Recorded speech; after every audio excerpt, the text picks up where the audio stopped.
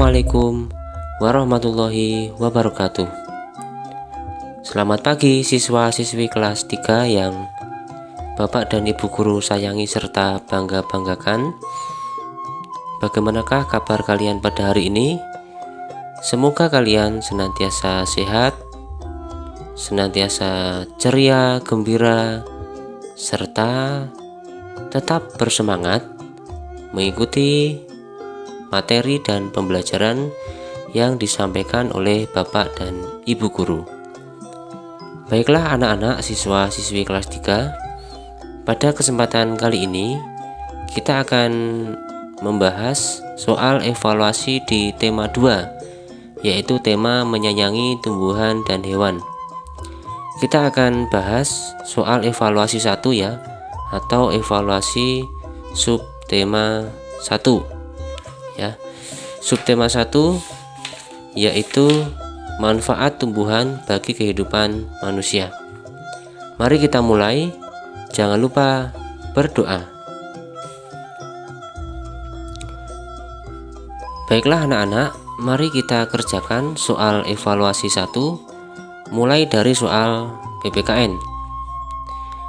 Nomor 1. Jika ada teman yang sakit, sebaiknya Apakah A. berdoa dan menengoknya, B. memberi ucapan selamat, C. memohon maaf? Tentu jawaban yang tepat adalah berdoa dan menengoknya. Kita doakan teman yang sedang sakit agar lekas sembuh, dan kita tengok teman yang sakit untuk menghiburnya. Seseorang yang sedang sakit akan sangat senang apabila ditengok oleh teman-temannya. Jawaban yang B, memberi ucapan selamat, ini tidak tepat ya, karena ucapan selamat biasanya disampaikan kepada teman atau seseorang atas kebahagiaan yang sedang dialaminya. Sedangkan memohon maaf itu kita sampaikan apabila kita melakukan kesalahan terhadap seseorang. Jadi jawabannya yang nomor 1 adalah A. Lanjut nomor 2. Contoh sikap yang baik adalah Apakah A. jujur, B. angkuh, C. acuh? Jawaban yang tepat adalah A. jujur. Jujur adalah sifat yang terpuji. Jujur artinya berkata yang sebenarnya. Sedangkan angkuh ini adalah sifat atau sikap yang tercela. Angkuh kata lainnya adalah sombong.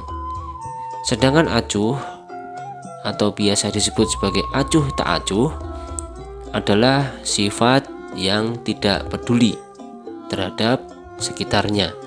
Jadi contoh sikap yang baik untuk soal nomor 2, jawabannya yang tepat adalah A. jujur. Lanjut ke soal nomor 3. Sikap suka menolong orang lain membuat hati bahagia karena banyak teman yang Apakah A. menyukai, B. membenci, C. minta bantuan? Jawaban yang tepat adalah A. Apabila kita suka menolong orang lain, maka banyak teman yang menyukai kita. Dengan demikian, hal itu membuat hati kita bahagia. Lanjut ke soal nomor 4. Memberikan jawaban kepada teman yang sedang mengerjakan soal ulangan, termasuk sikap Apakah A. baik, B. buruk, C. biasa saja? Jawaban yang tepat adalah sikap yang buruk ya. Memberikan jawaban kepada teman nampaknya memang sesuatu yang baik ya, karena kita memberi atau membantu teman kita yang mengalami kesulitan.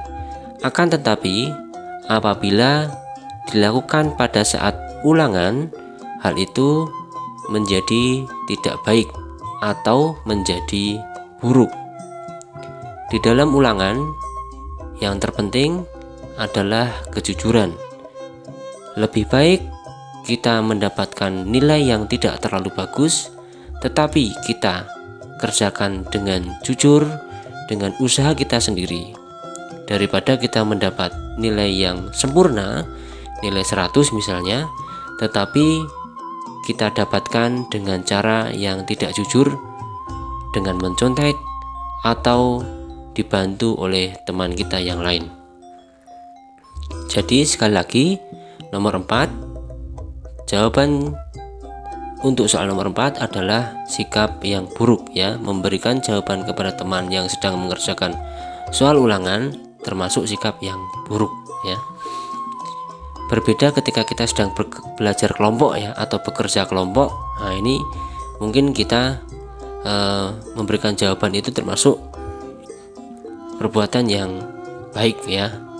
Tentu memberikan jawaban tidak sekedar jawaban, tetapi kita juga mengajari teman kita bagaimana cara mengerjakannya. Kita jelaskan kepada teman kita supaya teman kita juga menjadi lebih paham. Baik, soal nomor 5. Contoh sikap yang baik terhadap tumbuhan di sekitar adalah titik-titik. Banyak sekali ya sikap yang bisa kita lakukan terhadap tumbuhan di sekitar kita. Misalnya adalah menyiramnya, merawatnya, tidak menginjak-injaknya. Nah, ini adalah beberapa contoh sikap yang baik terhadap tumbuhan di sekitar kita. Lanjut ke soal nomor 6. Mengapa kita harus bersikap baik terhadap sesama makhluk hidup? Ya, untuk jawaban nomor 6 banyak sekali ya. Saya akan memberikan beberapa contoh alasan mengapa kita harus bersikap baik terhadap sesama makhluk hidup. Yang pertama, bersikap baik terhadap sesama makhluk hidup itu mencerminkan Pancasila, sila yang kedua, yaitu menunjukkan bahwa kita sebagai manusia adalah makhluk yang beradab ya. Selain itu, hal itu menunjukkan rasa syukur kita terhadap anugerah yang diberikan oleh Tuhan terhadap diri kita, yaitu dengan adanya makhluk hidup di sekitar kita. Nah, dengan demikian, hal itu juga termasuk pengamalan Pancasila, sila yang pertama. Ya. Kemudian, jawaban yang lain misalnya mengapa kita harus bersikap baik terhadap sesama makhluk hidup? Karena apabila kita gemar berbuat baik, maka suatu saat kita pun akan mendapat perlakuan yang baik dari sesama makhluk hidup yang lainnya terhadap kita. Ya, barang siapa yang berbuat baik, dia akan mendapatkan balasan yang baik pula.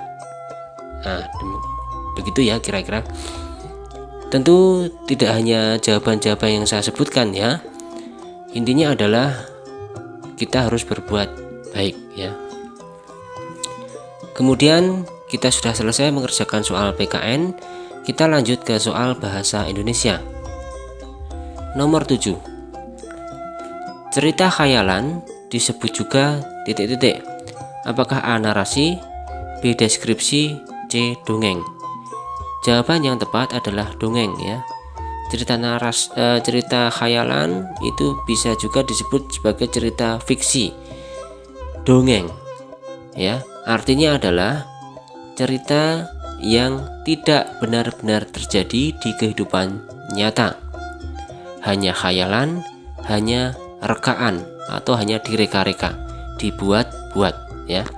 Sedangkan narasi ini bukan merupakan pengertian dari cerita khayalan. Narasi dan deskripsi merupakan salah satu jenis paragraf ya. Akan kita pelajari ketika kalian duduk di kelas 4 ya. Baik, lanjut ke soal nomor 8. Titik-titik dalam dongeng harus kita jadikan pelajaran ya. Kita ingat kembali unsur-unsur dongeng ya, ada tema, ada tokoh ya, kemudian latar, atau setting ya, kemudian ada alur dan ada amanat. Nah, dalam dongeng yang harus kita jadikan pelajaran adalah titik-titik. Apakah A tokoh, B pesan moral, C latar? Jawaban yang tepat tentu saja adalah pesan moral atau yang disebut dengan amanat ya. Amanat atau pesan moral adalah nilai-nilai yang baik ya, pelajaran yang baik yang disampaikan oleh pengarang melalui ceritanya untuk kita semuanya atau untuk pembaca ya. Lanjut ke soal nomor 9. Manfaat tanaman bagi kita adalah titik-titik. Apakah A sumber makanan, B sumber pengetahuan, C sumber keterampilan? Jawaban yang tepat adalah A sumber makanan. Tanaman bisa kita jadikan sebagai sumber makanan ya. Entah kita manfaatkan daunnya ya, seperti daun pepaya, daun singkong ya, kita bisa makannya. Entah kita manfaatkan buahnya ya, seperti pisang, jambu, pepaya, apel ya. Bahkan kita bisa manfaatkan akarnya, misalnya adalah singkong ya, atau ketela. Baik, selanjutnya nomor 10. Tanaman yang bermanfaat untuk pembuatan ban kendaraan adalah titik-titik. Apakah A pinus, B karet, C kapas? Jawaban yang tepat adalah B karet. Jadi ban kendaraan itu terbuat dari karet ya. Mengapa? Karena karet ini bersifat lentur ya. Baik, selanjutnya nomor 11. Watak tokoh dalam dongeng petani yang penyayang adalah titik-titik. Dari judulnya kita tahu bahwa petani memiliki watak yang penyayang ya. Jadi watak tokohnya adalah tentu saja penyayang. Tanpa kita membaca ceritanya, cerita dongeng petani yang penyayang, kita tahu bahwa petani memiliki watak atau sifat penyayang. Selanjutnya nomor 12. Tuliskan contoh tanaman yang dijadikan sumber makanan. Banyak sekali ya yang saya sebutkan tadi, misalnya ada pisang, jambu, kemudian tebu, kemudian singkong atau ketela, bayam, kacang tanah, dan sebagainya. Banyak sekali. Nah, kita sudah selesai untuk mengerjakan soal bahasa Indonesia. Mari kita lanjutkan ke soal matematika. Oke, untuk soal matematika nomor 13. 850 ditambah 250 sama dengan titik-titik. Apakah A 1000, B 1100, C 1150? Jawaban yang tepat adalah 1100. Adapun cara pengerjaannya sudah saya tuliskan pada selebar kertas seperti ini. Baik, kita selesaikan atau kita hitung dengan cara penjumlahan bersusun ya. Kita mulai dari satuannya atau dari belakang. 0 tambah 0 ini sama dengan 0. 5 tambah 5 sama dengan 10. Kita tulis nolnya dan kita simpan 1 di atasnya. Kemudian 1 tambah 8 sama dengan 9. 9 tambah 2 sama dengan 11. Jadi 850 ditambah 250 hasilnya adalah 1100. Lanjut ke soal nomor 14.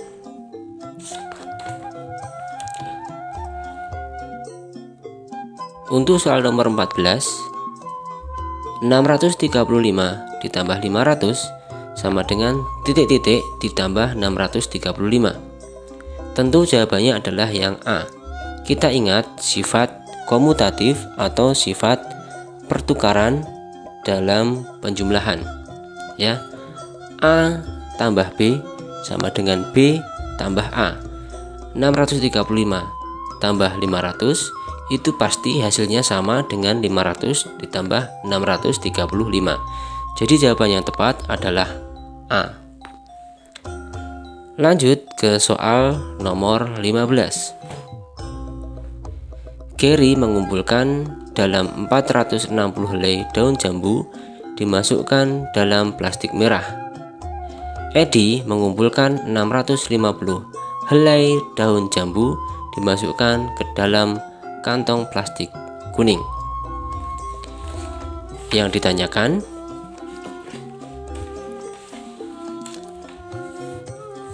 jumlah daun yang dikumpulkan Gary dan Eddie adalah titik-titik. Jadi yang dikumpulkan Gary dan Eddie adalah 460 ditambah 650. Hasilnya adalah 1110. Mari kita hitung dengan penjumlahan secara bersusun. Nah, seperti ini. 460 ditambah 650 ya. Kita mulai dari belakang. 0 tambah 0 sama dengan 0.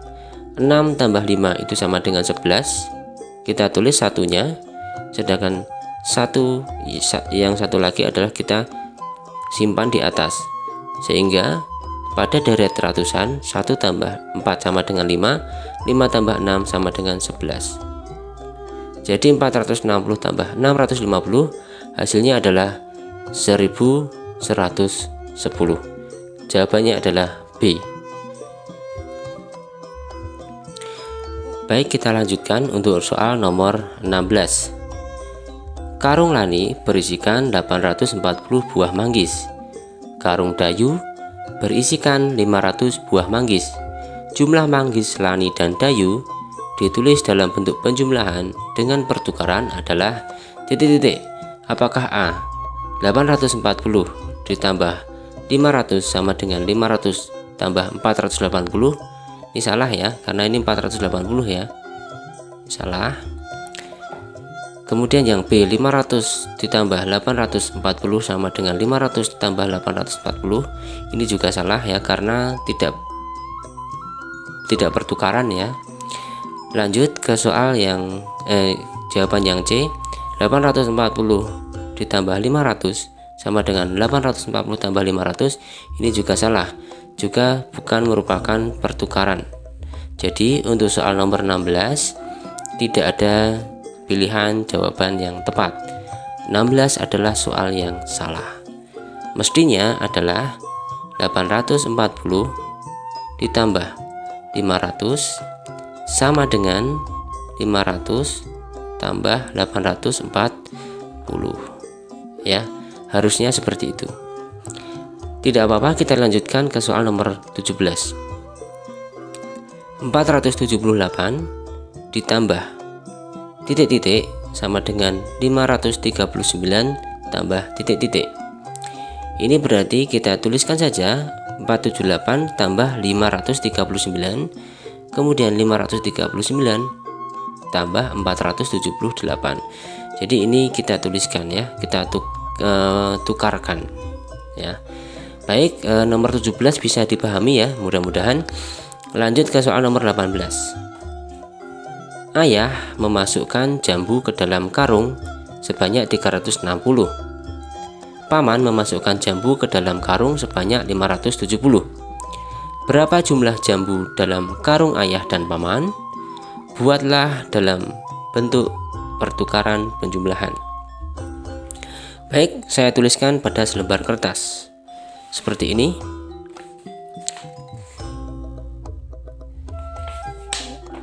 Jadi jambu yang dimasukkan oleh ayah ke dalam karung itu 360 ya. Sedangkan yang dimasukkan oleh paman adalah 570 ya. Kita jumlahkan dulu. 360 ditambah 570 ya. 0 tambah 0 sama dengan 0. 6 tambah 7 sama dengan 13. Menyimpan 1 di atas. 1 tambah 3 sama dengan 4. 4 tambah 5 sama dengan 9. 360 tambah 570 sama dengan 930.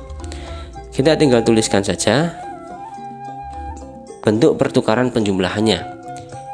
360 adalah jumlah jambu yang dimasukkan ke dalam karung oleh ayah, sedangkan 570 adalah jumlah buah jambu yang dimasukkan ke dalam karung oleh paman. 360 tambah 570 sama dengan 930.